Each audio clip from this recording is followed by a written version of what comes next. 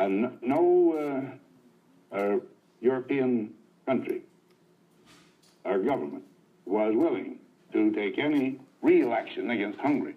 The only thing then that we could do in the way of force would be to throw bombs on Moscow or Leningrad or Stalingrad or something of that kind. Now, this was palpably an absurd solution. In 1956, Hungary broke out into a rebellion against its Russian-controlled government. The entire world watched as the people of Hungary attempted to break free of the Russian grip. I wanted both perspectives of this conflict, one from inside the result and one from outside. Coincidentally, the 1956 Summer Olympic Games were occurring as the revolt was worsening. I interviewed Maureen Murphy, an American athlete during the Games, and Joseph Nemeth, a Hungarian refugee who escaped to America. My goal was to present the historical anecdotes from these two distinct perspectives about this Cold War conflict. Maureen Murphy was born in Portland, Oregon in 1939. She was raised in an active family who was always supportive of her development. At a young age, she became interested in swimming, which turned out to be her calling. Maureen swam in the 1956 Olympics in Melbourne, Australia. At the young age of 17, she placed 5th among the best swimmers in the world at the time. Her unique Olympic opportunity offered a different perspective about world events, in particular the Hungarian Revolt during 1956. She starts off by describing her motivation for swimming. I had a little sister who drowned when she was 2 years old. She drowned in a in a fish pond. That had a profound effect on me, so when I first took my swimming lessons, I sat on the side of the pool and screamed. And they had to literally kind of pull me into the pool to get me into the water to go. This personal trauma helped Maureen train harder and harder until she was able to qualify for the 1956 Olympics in Melbourne, Australia.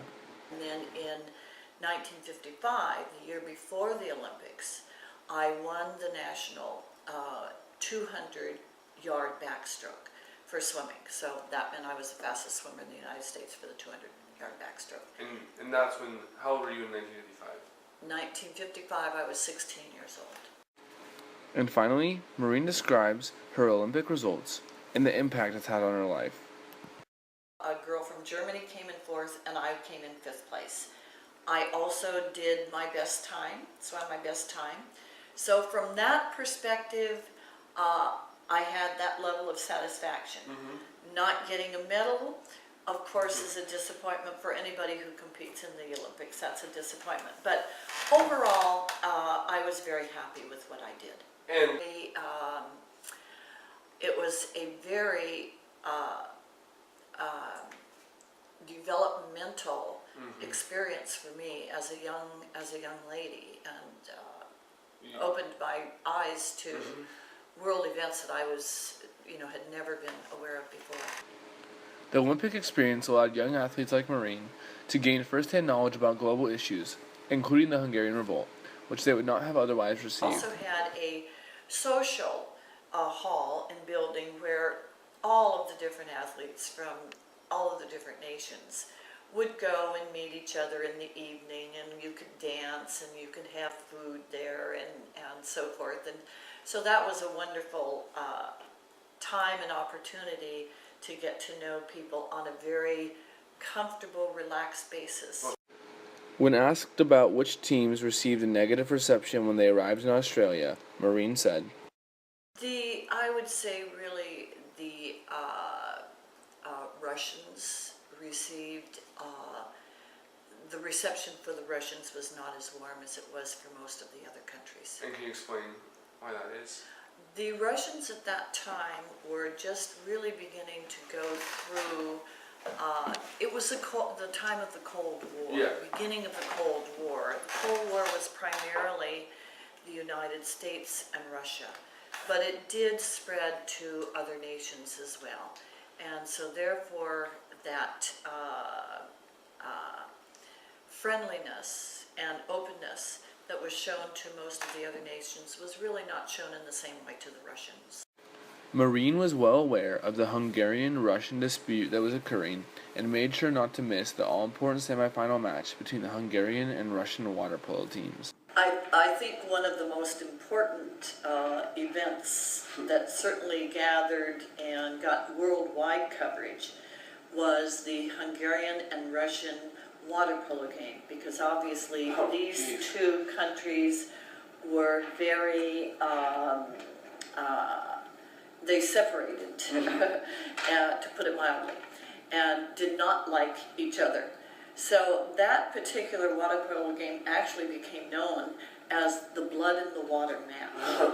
And the reason for that is there was a Hungarian player on the Hungarian team when they competed in that water polo match against the Russians, who actually had to leave the pool because there was blood that was streaming from a cut that was over his eye that was caused by one of the Russian water polo Maureen was 100% correct.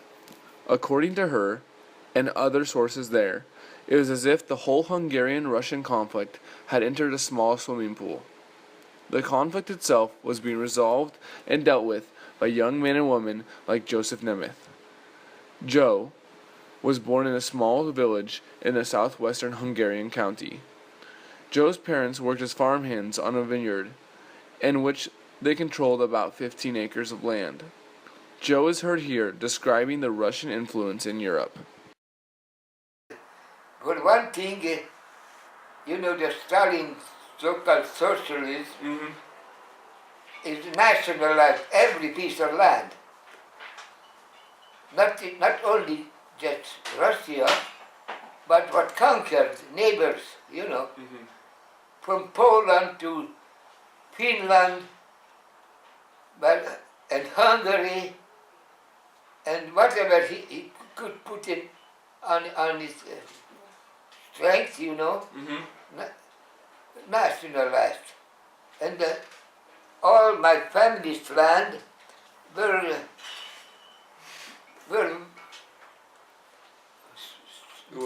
state owned, and they paid Taxes. they paid wages so worse that nobody would have go to work for that kind of wages, for anybody else on their own pieces of property, But they had to because it was controlled. But they had to because that was the only employee, the Communist Party, and these people, who meant that. So it was a rude, harsh empire who refused to work is sent to jail and forced labor, Yeah. Joe then describes how the Hungarian revolt started and why the people started to distrust the Hungarian government.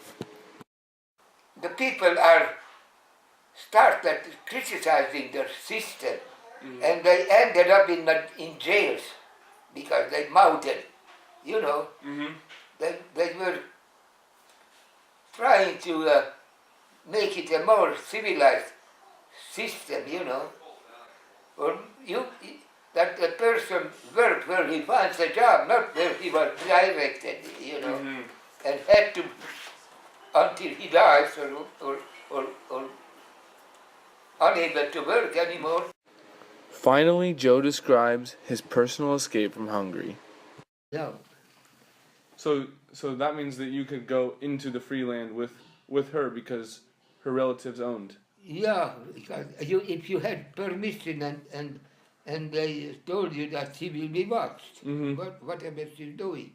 But that's what the revolution was all about for the time. Ease it up. Don't check every person's food. It was too strict. Yeah, so strict. And the people take advantage of that, Yeah. And they stayed there. And what they did is that they made a safe crossing the wire. Yeah. And the